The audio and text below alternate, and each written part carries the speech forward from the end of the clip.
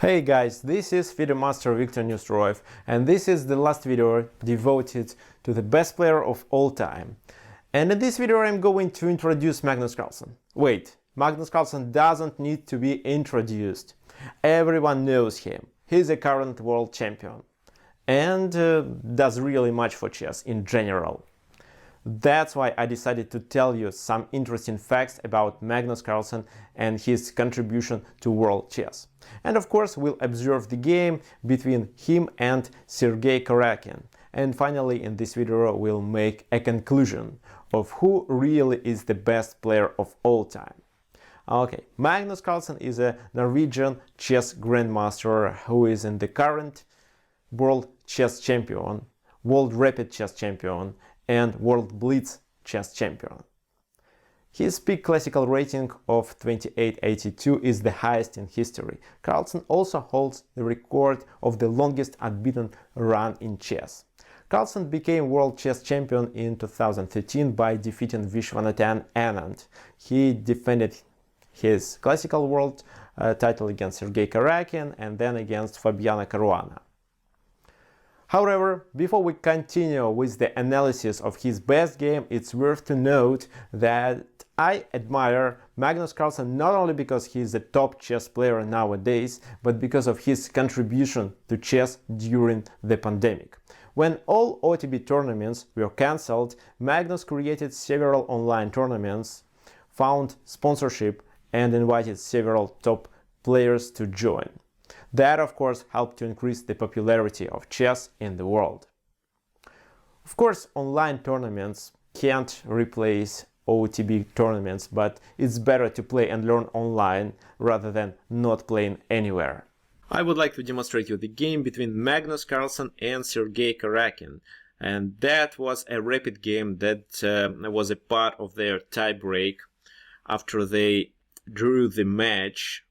The main part of the match, a championship match that they played in New York.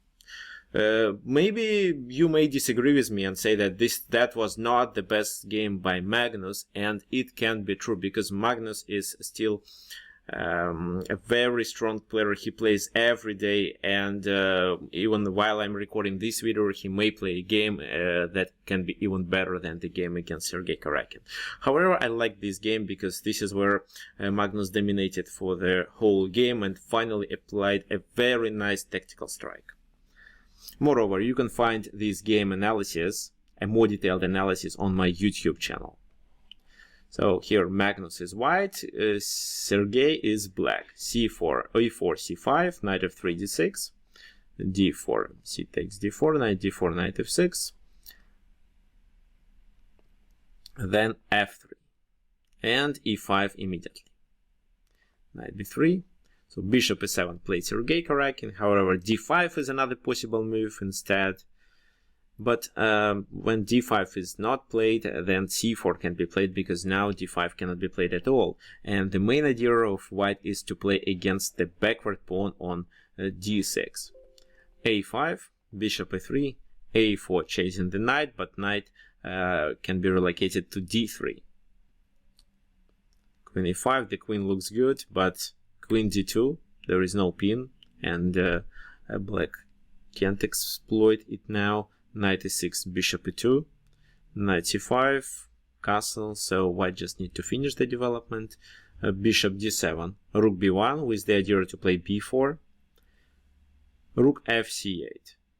Now b4, a takes and passant, a takes on b3, threatening to play b4, that's why queen goes back. Now we play knight d3. It's difficult to suggest anything for black in this position. One of his possible plans is to play b5 at some point. The other plan can be some kingside activity. It's difficult to call it an attack because black doesn't have many pieces there, but just some activity maybe to ruin the pawn structure. However, white was able to defend against everything. Knight e6 was played, so he decided not to trade pieces. Knight b4 to get the control over d5, bishop c6, rook fd1, h5, so this is a kingside activity that I mentioned. Bishop f1, h4, Queen f2. Knight goes to d7, g3. So you see here, for example, h3 instead of this move. H3 didn't work. H3, g3. The pawn is lost because there are no pieces to protect it. Knight d7, g3.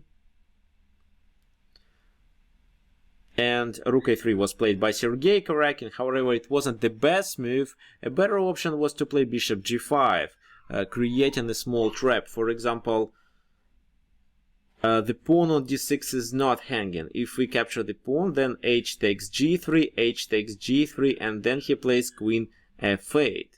And if rook goes back to d1, then we lose the knight on b4. If, for example, we support it, then I think knight d4 can be played. This is how black can block the connection between rooks and gain the material. For example, c5, knight c5. And if bishop g5 in this position, just queen d6 is fine. Of course, I'm sure that Magnus Carlsen would notice this threat and would play something else for bishop g5. But that what could make sense, because the bishop on e3 was much better than the e7 bishop. However, with no dark squared bishops, the pawn on d6 became more weak and should be either sacrificed or can be lost with no compensation. Okay, anyway, Sergei Karjakin played rook a3, bishop h3 to activate the bishop. It's the worst minor piece for white in this position. Rook c2 a8, some kind of control over the h file. Knight c2, attacking the rook. Rook goes to a6, knight b4 again, rook a5, knight c2. So repeating the position, b6, rook d2, queen c7. So they play some moves. Our white's task is just to locate the pieces to their ideal positions. So the other rook joins the d file with the idea to put the pressure on d6, bishop f8. G captures on h4. Actually, I like such moves because, yes, the pawn structure is ruined, but this is still an extra pawn. And if black is unable to exploit our king weakness in such a case, then that will be an extra pawn. Knight f4, bishop f4, e takes f4.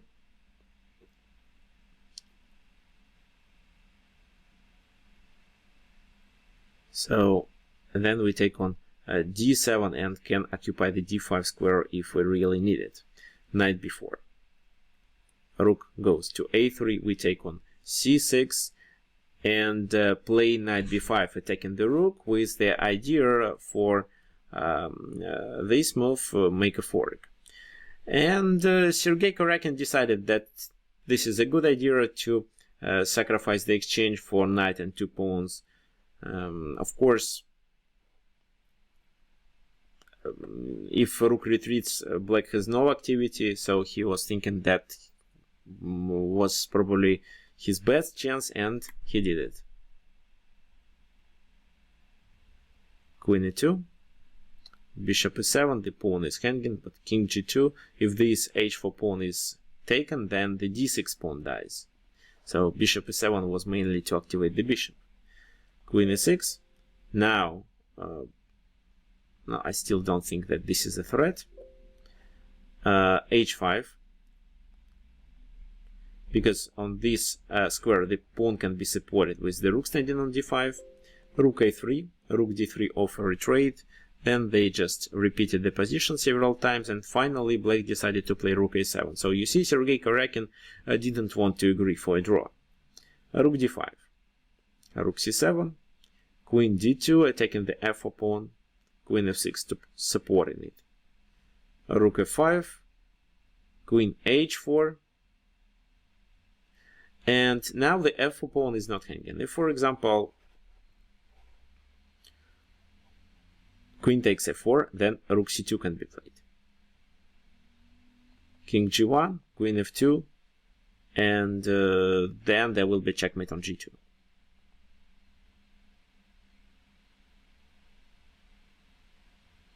If rook takes, then the h5 pawn dies, and I believe it opens the king's position so that a dark squared bishop can join the attack. That's why here Magnus Carlsen played the best move. He played rook c1 to offer a trade.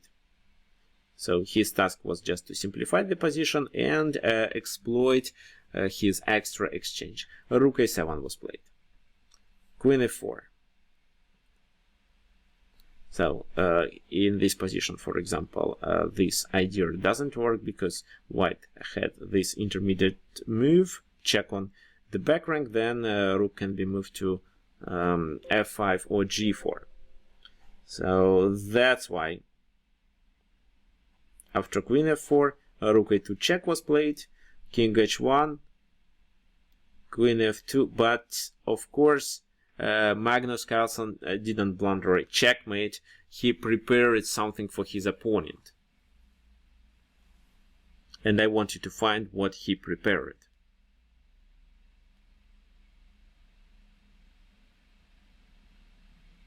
You may pause this video and find it yourself. That was a really brilliant tactics. Okay, I'll show you. It was rook c8 move. King played to h7, but first I want to show you what's gonna happen in case if bishop blocks. Black is still threatening with a checkmate. That's why we have to play moves with only checks. And then I think we should sacrifice. King takes, then rook f7. If king goes there, I think we checkmate like that. Queen g6. So you see the h5 pawn is quite important. If the king goes to the other side, I don't think that it really makes any changes. For example, here, if king is7, queen f5, or if king is7, queen f7 mate, if this move, then we play queen f7 anyway. He has to go there, but then queen d5. Now he goes to c7, this is the only spot, then rook f7, and doesn't really matter where he goes. If so, then this move, and then a checkmate with the king. If he goes there, it's queen b7. So it was a mate anyway. But Sergei Karakin played rook h7, and now the second move of a winning combination that Magnus Carlsen prepared. Please find it. After a few moves, black was checkmated. Okay, you may pause the video and think a little bit, because this move requires some calculation and good tactical vision. Okay, I'll show it. It's queen h6.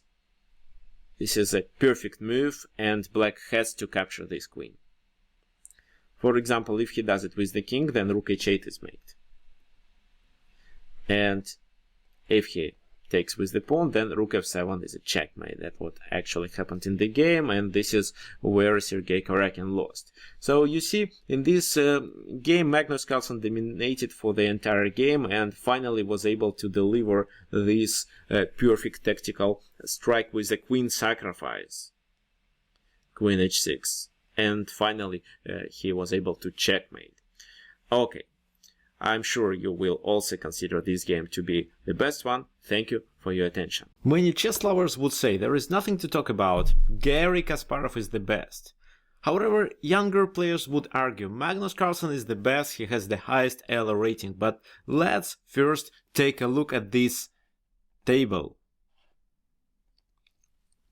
Statistics show us the Lasker had the longest championship period. It was 28 years, but 99 years have passed since last Lasker's games, and we have to admit that chess develops, and current grandmasters play much better than Lasker's opponents.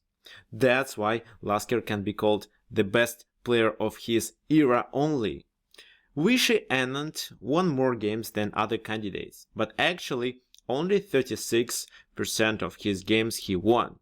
In 50% of all games he drew, and 14% of them he lost. Moreover, Garry Kasparov and Magnus Carlsen had higher maximum ELO rating comparing to Anand. As for Magnus Carlsen, of course, he is in his best condition, or near it. But he is the world champion only for 8 years, and he outplays his opponents in only 45% of all his games. Bobby Fischer is a leader according to the percentage of games won. He definitely dominated in his era and won more often than other candidates. But let's look at Garry Kasparov's statistics. 52% of games won, only 8% of his games he lost. It's almost nothing, and he was a world champion for 16 years. Moreover, his top ELO rating was just a little lower than Carlsen's, 28.51 comparing to 28.82 of Magnus Carlsen. That's why I think at this moment Garry Kasparov is a top candidate who deserves the unofficial title, the best player of all time. But I think the situation may change if Magnus Carlsen keeps his champion title for 5-6 years more. Anyway, any of these candidates deserve the title the best player of all time and demonstrated their unique beauty of chess. In this video you learned about Magnus Carlsen, analyzed his best game and concluded the statistics that proves that each candidate deserves the right to be the best player of all time, and of course is definitely the best player of his era. Thank you for watching, and make sure to like this video, subscribe to my YouTube channel and share it with your friends, chess players. I hope you enjoyed this video and liked the game analysis. If you don't agree with me about Garry Kasparov and his title, the best player of all time that I gave to him, please share your opinion into the comment section below this video. Anyway, if you have any doubts, watch the video on the screen next, where I introduce Garry Kasparov and demonstrate his second best game. Okay, enjoy this next video and I'll see you there in a moment.